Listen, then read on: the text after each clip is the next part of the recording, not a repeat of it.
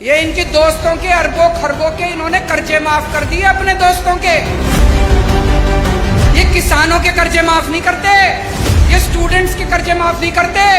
इन्होंने अपने अरबपति खरबपति दोस्तों के कर्जे करोड़ों करोड़ों करोड़ों के लाखों करोड़ों के कर्जे माफ कर दिए। इनका एक दोस्त है, उसने 87,000 करोड़ रुपए का कर्जा ले रखा है, एक आदमी ने सारा माफ कर दिया। एक और दोस्त है, उसका 12,000 करोड़ रुपए का कर्जा सारा माफ कर दिया जी, सारा 10 लाख करोड़ रुपए के कर्जे माफ कर दिए इन्होंने आपके टैक्स के पैसे से। इसलिए महंगाई हो रही है। ये जितनी बात कह रहा हूं मैं सच बोल रहा हूं, अगर मैं कुछ भी झूठ बोलूंगा ये केस कर देंगे कल मेरे ऊपर।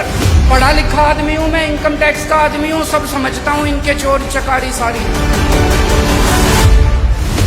आप एक रोटी खाते हो, एक रोटी पे 1 रुपए का जीएसटी लगता है, एक कप दही के ऊपर 1 रुपया जीएसटी लगता है। आपने ये जितने कपड़े पहन रखे हैं इस पे टैक्स लगता है। आपका पंखा चलता है, पंखे पे टैक्स लगता है, बिजली पे टैक्स लगता है, दही पे टैक्स लगता है, शहद पे टैक्स लगता है, गेहूं पे टैक्स लगता है, चावल पे टैक्स लगता है।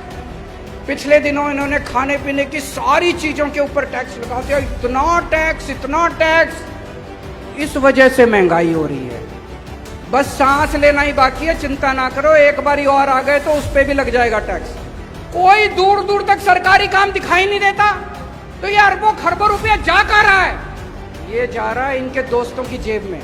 मैं आज लिस्ट लेके आया हूं, ये इनके दोस्तों के अरबों खरबों के इन्होंने कर्जे माफ कर दिए अपने दोस्तों के। इनके कई दोस्त हैं, उन्होंने बैंकों से कर्जे ले रखे हैं, किसी ने 5,000 करोड़, किसी ने 10,000 करोड़। और जब कर्जे वापस करने की बात आई, बैंक आया उनके पास, तो उनकी नीयत खराब हो गई। वो इनके पास गए, बोले जी हमारे कर्जे माफ करा दो।